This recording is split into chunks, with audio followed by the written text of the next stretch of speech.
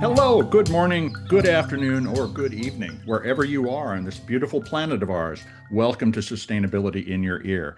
This is the podcast conversation about accelerating the transition to a sustainable carbon neutral society, and I'm your host, Mitch Ratcliffe. Thanks for joining the conversation today. We're going to talk food, chocolate, coffee, nuts, and fruit. These are just a few of the everyday foods that we take for granted, but behind them is a global story of smallholder farms, fragile ecosystems, and political decisions that can make or break livelihoods. And that system is under stress as climate change reshapes where crops can grow and how people can live. Trade disputes and tariffs threaten to cut off supply chains overnight, and too often the people growing our food are left with the least power in the system that provides our food. So, our guest today has decided to flip that equation and put people and regenerative agriculture at the heart of a growing food company, GOODSam Foods. Heather Terry is the founder and CEO of GOODSam, which sources 90% of its ingredients directly from smallholder farms in Latin America and Africa. She's one of the few women in regenerative consumer packaged goods to raise significant capital, having recently closed a hard-won $9 million Series A after 18 months of pitching, and walking away along that path from misaligned investors. Heather is building a brand that doesn't just put a green label on a package. Good Sam's supply chain eliminates middlemen, reinvests profits in farmer communities, and prioritizes soil health, biodiversity, and fair pay. Their chocolates are made in Ghana by local employees. Their fruit chips come from women-led farms in Colombia, and they're developing biodegradable packaging from pineapple leaves that would otherwise be burned.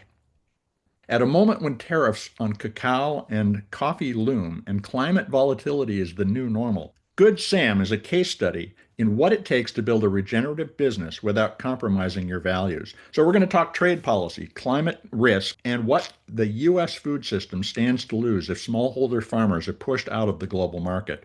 We'll hear why Heather says she'd rather shut the doors than take the wrong money again.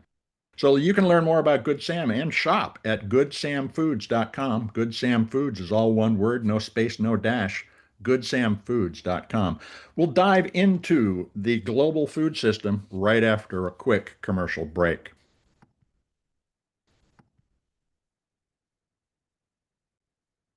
Welcome to the show, Heather. How you doing today? I'm good. Thanks for having me, Mitch. It's great to be here. Well, thank you. It's a pleasure to have Good Sam on the show. Love the regenerative work you're doing. You know, you said in the email exchanges before we scheduled this that you were talking about your fundraising, and you said you'd rather go out of business than take the wrong money again.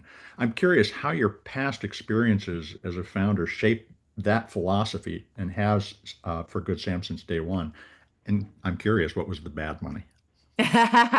Everybody wants to know what the bad money was. No, early in my career, I took money from a misaligned family office. And I think that happens to a lot of companies, right? You're desperate, you want to grow, or you've been told you need to take money and you take whatever comes your way before you really understand the implication of that, right? And I think a lot of companies do it, and it can really hurt, especially on their way out, right? I know lots of founders, especially from my early days in the natural products industry, who took bad money, didn't walk out with very much in the end. It was just a very extractive, um, capitalistic model that also like doesn't really work anymore, right? It's this is a hard landscape to sell that in Mhm. because everybody wants profitability. Investors now, I think, are prioritizing keeping founders around because that's the vision, that's the North Star, that's the heart and soul of a business. And I think, it was just a misguided time. I think it was just one of those times where VC and PE and family office thought they can kind of come in, scoop up companies and run them, right? So I think it was the time. And I think it still happens today. But I think that lesson over a period of time, right, Mitch, taught me that because it was so painful to watch that happen to Yeah. something that I had fostered and created and that we were working and running, it reshaped my mindset in terms of who I really wanted to work with and understanding that when you move into those conversations and when you start to take money from investors, that you have to really make sure that you are fundamentally in alignment from a principle perspective, from a moral perspective, from an operational perspective, and from a future visionary perspective, right? That has to be there for me. A lot of family offices will speak to the fact that they're interested in impact. Was this a case where somebody represented themselves as interested in impact investment and then really weren't, or was it just that this No, was that was, before those days? yeah, that was that was, 15, 16 years ago when I Okay. first took that money. So it was a little bit of a different time. It was when, like I said, PEVC first started coming into the natural products landscape. And I think Okay. they were treating it like tech, and food is not tech, right? Food, beauty, beverage is not tech. You're not looking at a tech play here. You're not going to turn around hundreds of millions of dollars in 3 years. And I always laugh in those conversations because there are still VC and PE people out there who will get on the phone with me and be like, okay, so are you going to sell it in 3 years? And I start laughing. I'm like, no, we're not going to sell it in 3 years. That's not the point. And by the way, food is a slow process. It Mm-hmm. is razor thin margins. It is very complex networks, even when you're only in one category. So, right. So if you can imagine what it's like for GOODSam in 4 categories, it's a very long lead time. Even the largest acquisitions, most of those businesses have been around for, if you look at even something like Lily's, they were around for over 10 years, right? So I think it was 12 years at that point before Hershey's acquired them. So, Mm-hmm. food businesses typically have to be in the game a long period of time, really building a business and a brand and a presence in order to get to that metric. So it shocks me a little bit, right, Mitch, that like still in this day and age that there are still VCs and PEs out there being like, so you're going to sell in 3 years? And you're like, yeah, no, that's like, have you read They the read the same book. right? They read the We're book that not, says, yeah. yeah, we're not playing the same game, right? We're not playing by the same rules. So I think there are some really great VC and PE offices that have changed their mindset around that when it comes to consumer goods and when it comes to food in particular. I think a lot are still in a weird trend setting pipe dream that is really rolling the dice. It's a huge gamble, right? To take a chance on trendy brands. And then I think there's this other subset of investors that we were able to find. So our story in terms of the investment, right, Mitch, was that I went to my old network of PE, VC, family offices that are focused on CPG. And they all looked at me like I was crazy for the model that we're running. And then I shifted to a new network of impact investors, and they said to me, no, this is the future of investment. This is the future of the world. This is the future of food. And we believe fundamentally in what it is that you're doing. And that's the difference between bending your, like, so for founders who are listening to this podcast, if you ever feel like you're bending yourself or you're bending your mission or you're bending the principles of your business, you're talking to the wrong people. You're talking to the wrong money people. If you feel like you are in a collaborative situation where investors understand what you're doing, they might have some suggestions on how to do it better. They're coming with a more collaborative attitude. They're coming with the spirit of partnership. And you feel your intuition go, wow, this feels good. It feels like somebody's Yeah. here to like lend that hand. Then you're in the room with the right people. Having been on both sides of that table, that certainly rings true to me. But let's Yeah. talk about the range of foods that you offer and where they come from. How do you identify your sources and vet the supply chain so that you can say with confidence that people are being treated well, that the least environmental damage possible is being done, and so forth? Yeah, that came really early. We had a retail partner who had a larger stake in the company at the time and was driving a lot of metrics through the system in terms of data. Now that I've been in this game for 16 or 17 years now, and um, I like data a lot. I like to follow the numbers. I like to see what customers are buying before I just randomly put a product out to market. That's something that over the time of me being an entrepreneur and being in many different food companies, I've learned to really appreciate that data. Now, sometimes you decide to throw the data out anyway, but having the data and understanding the data is really important.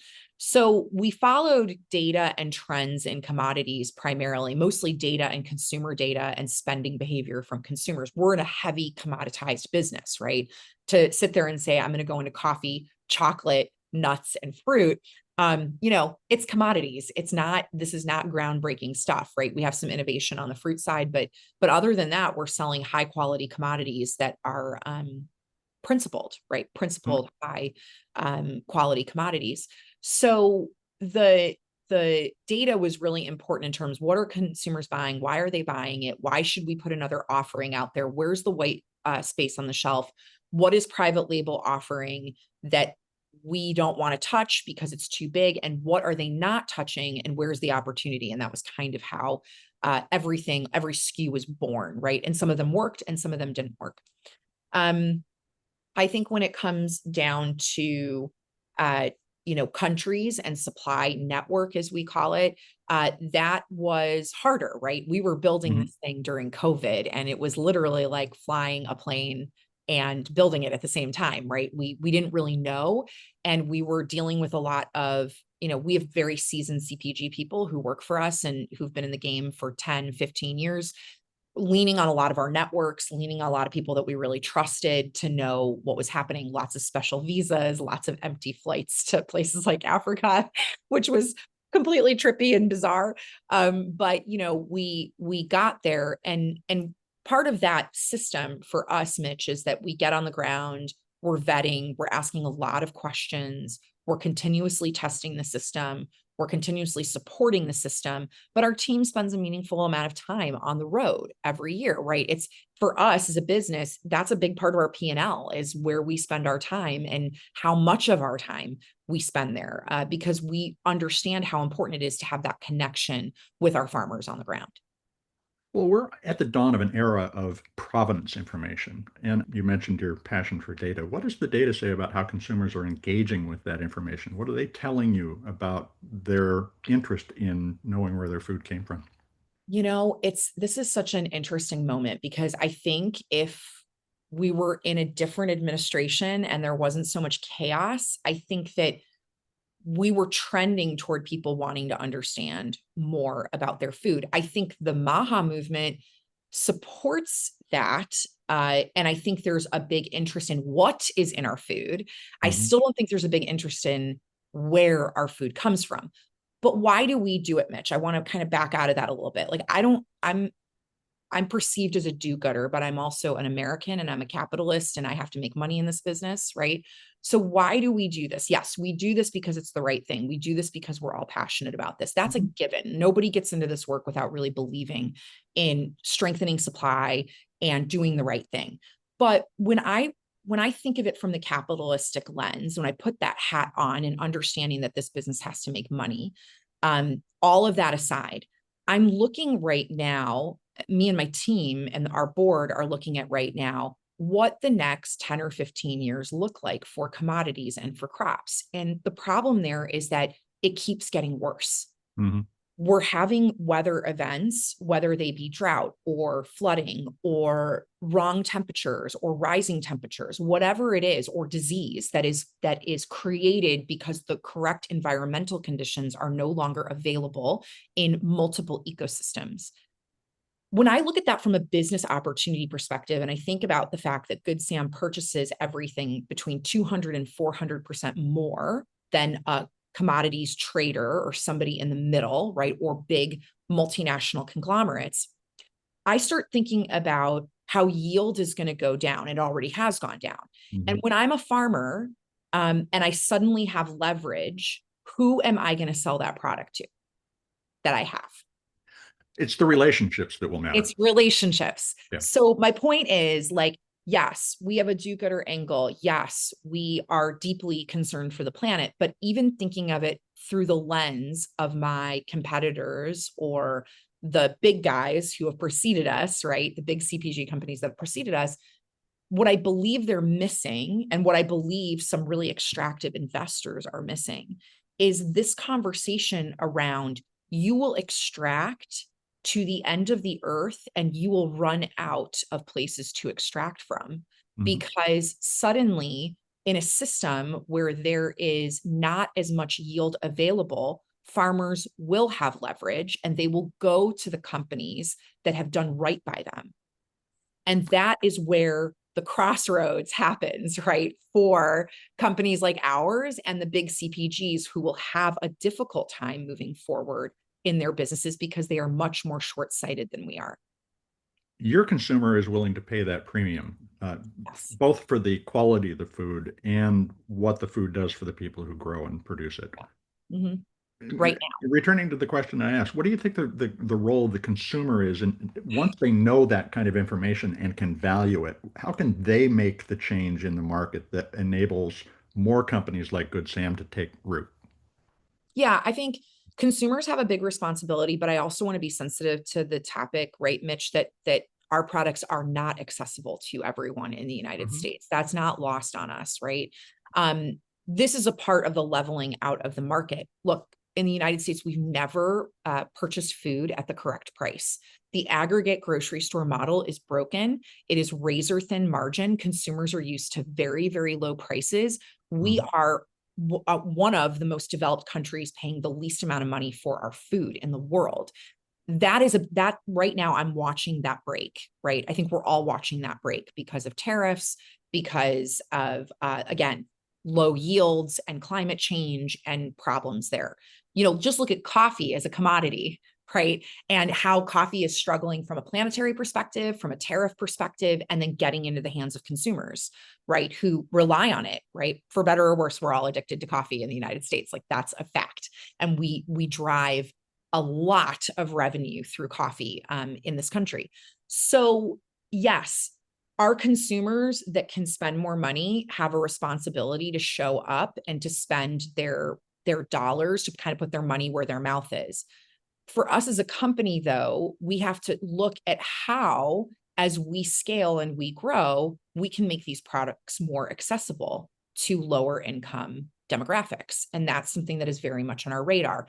This is not, sometimes people look at me and they're like, oh, you guys have created this like perfect company that like does all these good things. And then, but I've been very aware since day one. And if you talk to the team that I have today and the team that I've, team members who have come and gone in the last 5 or 6 years, they will all tell you that this has been a conversation since day one, that like we understand fundamentally that our products are not accessible to everybody. And right now, with what's going on in the economic landscape, that is so present in our thoughts, right? We understand that consumers are going to be hurting, and we're coming up with creative solutions to offer them these types of commodities coming into the new year at lower prices. And that's something that we're actively working on right now. Is one of the solutions to that challenge to have more regenerative food grown in the United States? One of them is, so we are working on that. Now, unfortunately, because of the way tariffs work, anyone who's exporting is getting a reciprocal tariff, and that is Right. also trickling into US pricing for US supply. This is the big joke. This is the big economic joke when it comes to tariffs and it comes to the food supply, right?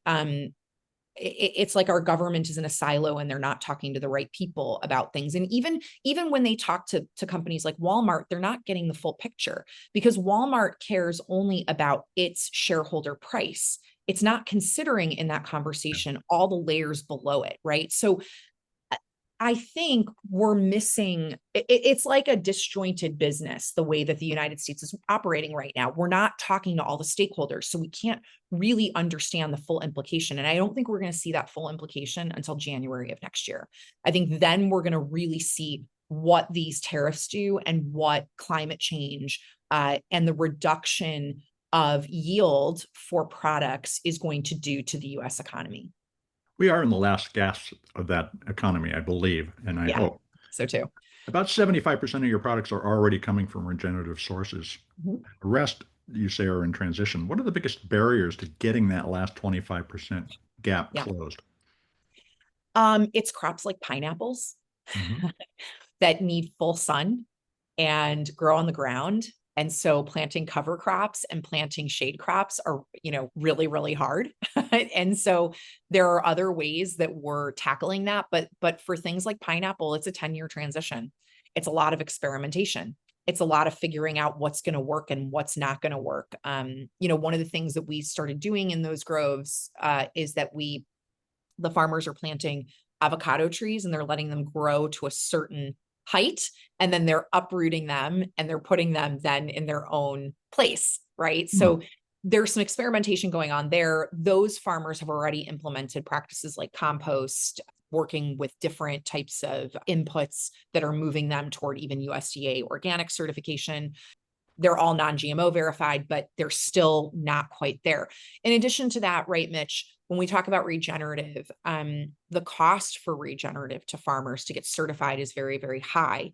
And I think what consumers don't understand is that the brand pays for a regenerative certification and the farmers pay for regenerative certification. There's a dual cost structure here, right?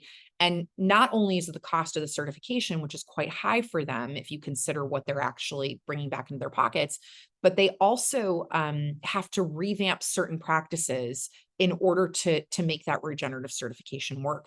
So my issue with regenerative certification is that, we're not regenerative certified. We provide all of our information to all of our retailers of what we're doing, how we're auditing. Some of our farmers are certified, but we as a brand don't participate in those programs. And what I've been very clear with the certifiers about is that this is still a very colonialistic lens that we are viewing certification through. These certifications have been handed down by the global north to poor farmers in the south.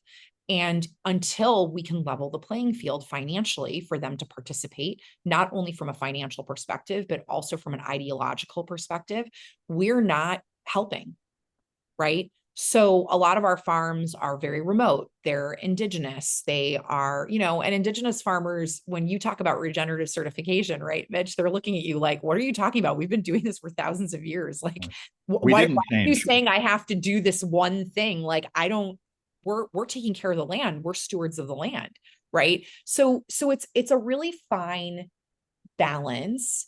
And I think it's not one that we've gotten right yet. I want to dig into that, but we're going to take a quick commercial break and be right back. Folks, stay tuned.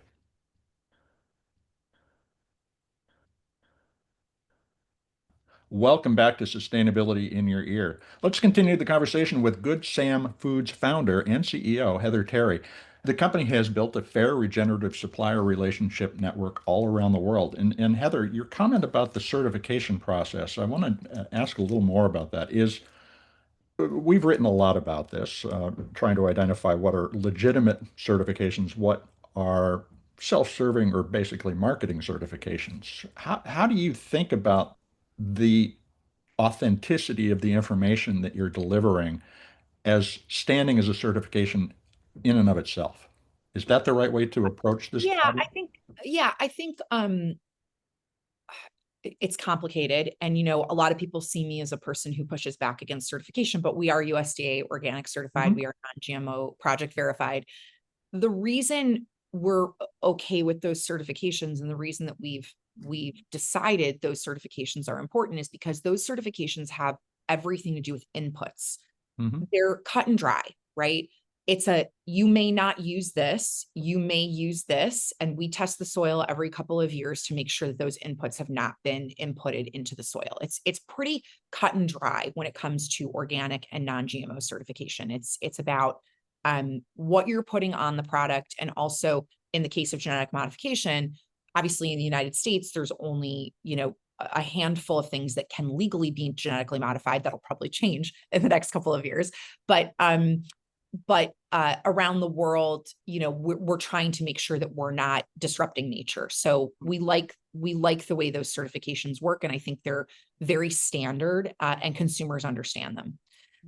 I also think Non-GMO Project in their inception did a lot of work to educate consumers, and that was what help them stand out to consumers, understanding that like, oh, something scientifically is being changed here. And I get to decide whether or not I want to put that in my body or not put that in my body, regardless of what it stands for, or, how much of the world we think we can feed with a genetically modified food.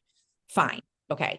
My issue and the company's issue around regeneration is that regeneration is extraordinarily complicated, right? We saw this 15, 20 years ago in natural products when Demeter tried to come to the forefront. And I would argue that Demeter is actually transcends regenerative. It is a very comprehensive certification. It's been around for an extremely long time. It's very well understood in Europe.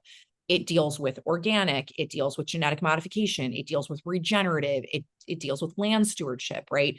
It deals with all of these things. And consumers rejected it in the United States because they couldn't understand it and they couldn't understand what they were paying for when DEP was on a label. I think we're running into the same problem with regenerative, right? I think consumers don't understand it. And I don't think any group has come to the forefront to educate consumers. And what worries me about it from a consumer facing perspective, right, Mitch, is that there is a lost opportunity there for consumers to understand and to potentially pay more for those products.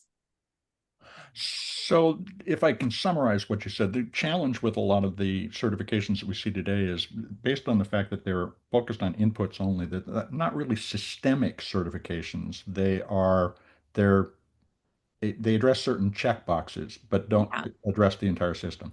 Yeah, I think so. And I think regenerative is trying to cram it into that type of narrative, right? Mhm. Hey, if you do this, you're this level of standard. If you do this, you're this level of standard. Except that my ecosystem in Kenya is completely different than like all 5 of the ecosystems we work with in Colombia. And by the way, all 5 of those ecosystems in Colombia, because Colombia is the second most biodiverse country in the world, only behind Brazil, and Brazil is 10 times larger.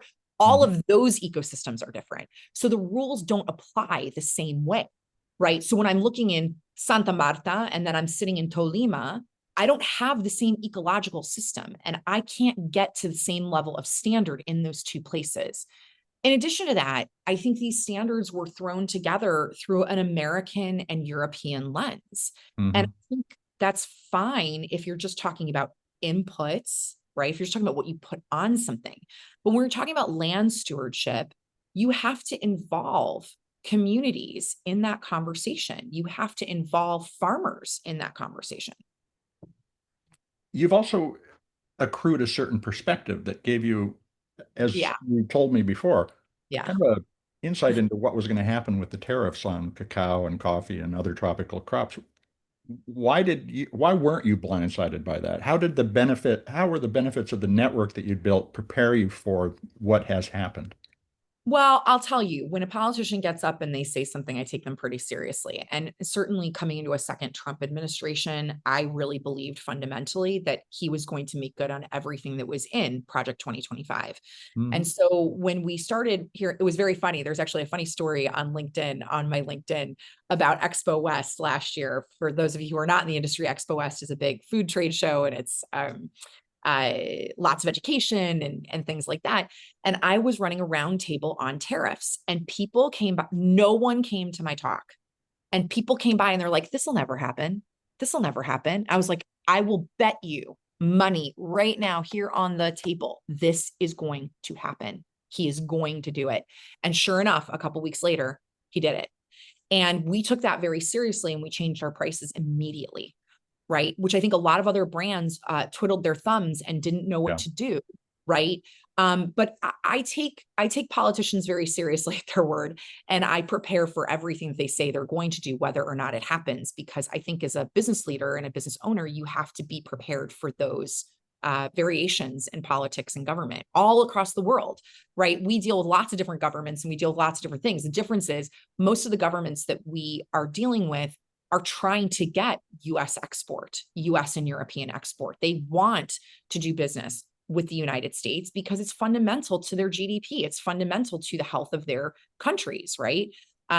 What we don't understand in the United States, because we've taken it for granted, is that we actually very heavily rely on other countries for food and goods and services even. And we're going to test that here in the next couple of months. To our infinite chagrin, I believe. But I think so. I think so. But I think what's good about that, Mitch, like, right, when I really think about what's good about that, right, I think I want to look at the silver lining here too. I think agreed. tariffs and inflation are going to cause customers to value quality. I think it's going to cause them to buy less. The United States alone, if we took all the consumption of the United States and we put it in every country around the world, we'd need 3 planets to sustain that. So maybe we start backing off on how much we buy and we prioritize values and brands and things that really matter to us. maybe we start to think about where stuff actually comes from and what the consequence of that is, which we've never had to do as a nation or as a people. I think those are actually some of the positive outcomes that could happen here. Now, I think very poor and unprivileged people in this country are going to suffer tremendously. And I think that that's a big, big challenge. Absolutely. Noting one of the things that you just said, you raised your prices immediately, but that also insulated you from accusations that you were using shrinkflation strategies, that you were Right. making smaller Yeah. product packaging and so Yeah, forth. absolutely. There's a lot of value in actually dealing with the world as it is. Yeah, I think so. And, companies, what we have to always remember about businesses in the US is that like old businesses, big CPG conglomerates, I know they're trying. I've sat on the stage with them at Climate Week, various regenerative ag summits. I'm going to one in Europe in a couple of weeks that it's the same thing. They're doing what they can where they can. But we have to remember that the way that those businesses were set up fundamentally works against sustainability, justice, and inclusion. It is an extractive model that prioritizes profit at all costs. And what we're here to prove as a business, Mitch, is that you can do the right thing for the planet, for the people who steward those crops, for the business, and for the end consumer in totality, that business model can actually work, right? And that's the new paradigm. That's the shift that we're looking for in the marketplace. I think we have a cohort of other brands that feel the same way. What was interesting to me and tied into that is your sustainability model, Somos, which is Spanish for we are, and it's built on the African concept of Ubuntu, which translates to I am because we are. Yeah. You just described a we, but Mhm. that we is always in negotiation. How do we make it bigger and not just more profitable and exclusive? Oh man, Mitch, I think we're coming to a reckoning, right? Like we're seeing even like little communities pop up that are like taking care of each other. I mean, let's put all politics aside. Like who cares what the politics are of those groups? But I think what we're going toward now is we're going to continue to try to grasp onto the me economy, me, which is where we've been for a long time. And we're going to need to emerge as a we economy. And it's interesting, anthropologists talk about this, like the turning. And if you've ever read there's a book called The Fourth Turning. Yeah. And they talk about how society goes through this every 80 to 100 years, going from this extractive me, my own, my people, my thing, which doesn't really serve anything for the future. And then big events happen to change societal, mindset to we, and how do we come back together. The last time this happened was right after World War II, right? Where Mhm. everyone's like, okay, we're in this together. We're taking this on. How do we get this done? Right. The whole world came together around something. And Well, then, but we had accomplished something yeah, too we at had that time, accomplished and something. so here's the challenge that I Yeah. I don't read know. I about don't know. is what is the crisis that actually causes the turning? Because Yeah. I agree, we are absolutely on the cusp of that moment. What we see in Washington is the last gasp of the extractive economy, but boy, is it a big one. Wow, it's huge and it feels massive. And I don't know what it is. I'm not sure yet.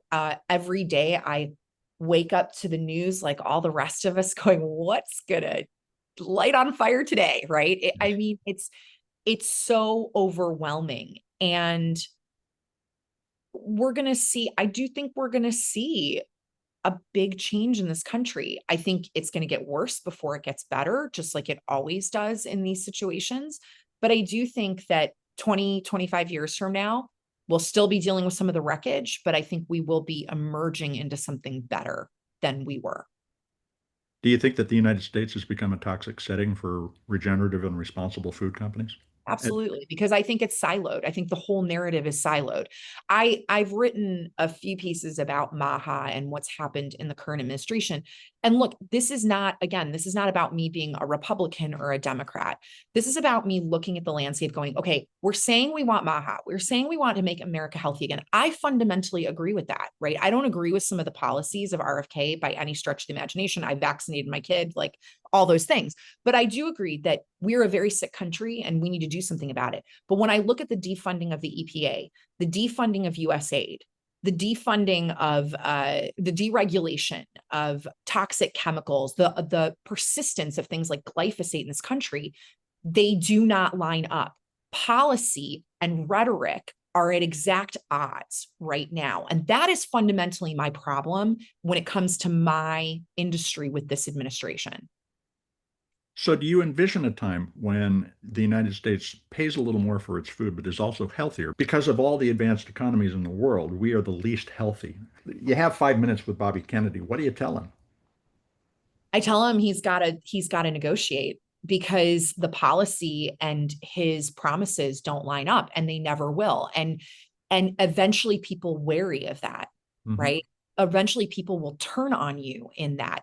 And I've fought my whole career for better food. I've put out natural products, non-GMO verified, organic, fighting for better products on shelf across the board, failing spectacularly, right, Mitch, in big box conventional with natural products Mhm. early in my career, spending lots of money, the consumer not being ready for it because we're not educating them from any standpoint.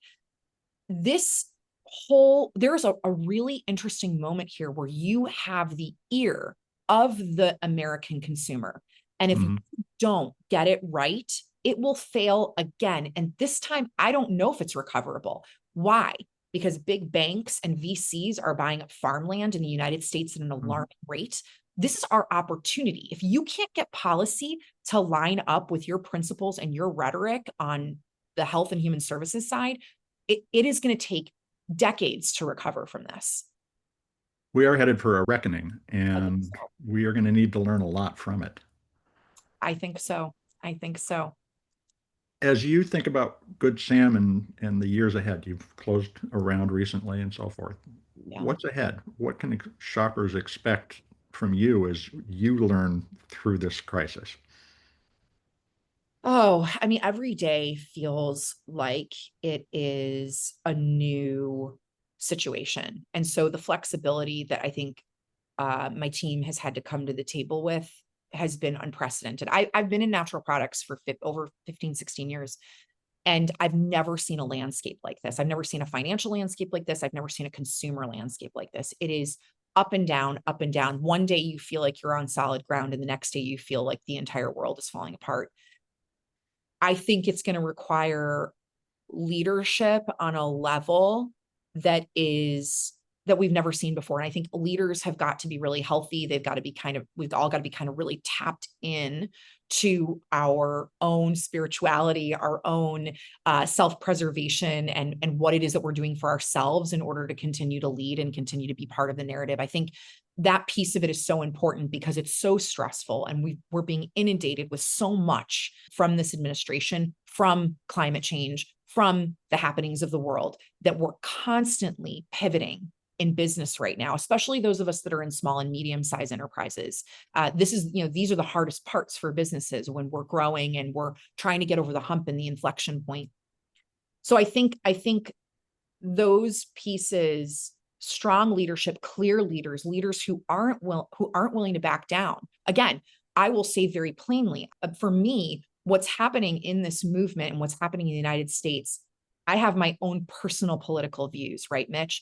But at the end of the day, I have to look at a holistic picture as a leader and I have to make decisions based on that. And I have to be able to speak with conviction about what my business stands for and why it helps the US consumer and why it helps the US economy and why businesses like ours are really important, and not back down from that and not compromise on that, and help other leaders in the position of government to see why this is so fundamentally important without caving to emotion and caving to hitting low. And I think we're in a tough time, and I think we're going to see a lot of leaders fall out, and I think we're going to see leaders rise to the top in order to take and rise to the occasion and to really make things fundamentally better for business and consumers. So, how can our listeners follow your progress as you undertake that mission? Well, go follow Good Sam on Instagram, LinkedIn, TikTok. Our website is goodsamfoods.com. I personally have my own Instagram page, Heather K. Terry, which I post a lot of things behind the scenes on. But support us, buy product, pick up something when you're in the grocery store. Even if it's a little bit more expensive, maybe sacrifice something else that isn't as good for you to pick up a bag of our macadamia nuts or our fruit chips. That makes a huge difference. I know we don't think about it often because we think of going to the grocery store as like this passive process, but every time you pick something up off the shelf, I've said this my entire career, you are voting, you're sending a signal to a company. You're sending the signal of, I accept this. I will purchase this. I will feed myself with it. I will feed my family with this. When you reject certain things on shelf, you are sending a very clear signal to companies to stop making things, to stop extracting, to stop doing the practices that they are doing. So, and don't waste food, right? Don't waste food so that you can put your money toward really high quality food that is doing the right thing. That is my ask to everybody listening. Well, I hope that everybody appreciates the weight of the decisions that they make at the Yeah. store. And thank you very much, Heather, for the time today. It's been fascinating. Thank you, Mitch. Great questions. I really appreciate your time.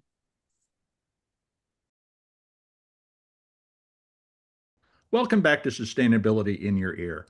You've been listening to a conversation with Heather Terry, founder and CEO of GOODSam Foods, a distributor of regeneratively grown organic fruit, nuts, coffee, and other snacks. And you can learn more about GOODSam at goodsamfoods.com. That's all one word, no space, no dash, goodsamfoods.com. And while you're there, take a moment to find a snack that swaps out a highly processed product from your diet in favor of a healthy alternative. It may cost a little more, but the benefits to your health and the planet will pay you back with a better quality of life, one in a cooler, stable environment. As Heather so clearly explained, we're headed into a confrontation between a wasteful, extractive approach to living and one that values planet, nature, and people. And each of us, individual consumers and business leaders, have the opportunity to be leaders at a time when our food system and access to information and the food choices available to us are being renegotiated. So, where can we start? Begin by learning about your food, where and how it's grown, and by whom it's grown, as well as the path it takes from farm to your home. That's a more interesting story than you might get from a television commercial that touts only the benefits, not the consequences of our food choices. It also requires a dialogue, and despite its marked tendency to dictate how we should live, the Make America Healthy movement is an opportunity to activate a national discussion about transparency in the food system. On the other hand, the recent MAHA report on highly processed food calls for reduced regulation and liability for chemical companies, which opens the door to the use of more, not less, pesticides, synthetic fertilizers, and herbicides in our fields. And all those substances are running into our rivers, lakes, and oceans, and ultimately reaching our bodies through the food that we eat. So maybe we could keep the regulations in place while forcing more information about sourcing and content of packaged foods to be made available. That's the negotiation that we should be having with Bobby Kennedy. Heather rightly says we're a very sick country and need to do something about it. So, how did we get here? We were told to ignore the facts behind generations of chemical laced food products. Shoppers are told by advertising and the media to focus only on the fun of consuming at a time when more information is becoming accessible, which enables us to make better health choices. Companies that want to enter the next economy and lead it, that regenerative system that can eventually reverse declining yields while delivering more nutritious foods, should focus on setting the best example. Share the provenance of your ingredients. Don't shy away from the details about health impacts and help shoppers make better decisions through transparency. When we're at the store, each of us can also be a leader. We can send that vote for healthier food that Heather talked about by making more informed choices. So get to know your food. Leadership at this critical moment needs to come from the top and from the bottom, meeting in the middle to produce a healthier, small d democratic food system, one where we all have a voice and we all have the ability to make meaningful choices that change our health outcomes. And as always, Sustainability in Your Ear will stay tuned to this conversation, so watch for more interviews on this topic. And I hope you'll take a moment to look at any of the more than 500 episodes of Sustainability in Your Ear we've got in the archive. We've got shows you can share with your community to get them thinking about these issues. And writing a review on your favorite podcast platform can help your neighbors find us. Folks, you're the amplifiers that can spread more ideas to create less waste. So tell your friends, your family, and coworkers that they can find Sustainability in Your Ear on Apple Podcasts, Spotify, iHeartRadio, Audible, or whatever purveyor of podcast goodness they prefer. Thank you for your support. I'm Mitch Ratcliffe. This is Sustainability in Your Ear, and we will be back with another innovator interview soon. In the meantime, folks, take care of yourself, take care of one another, and let's all take care of this beautiful planet of ours. Have a green day.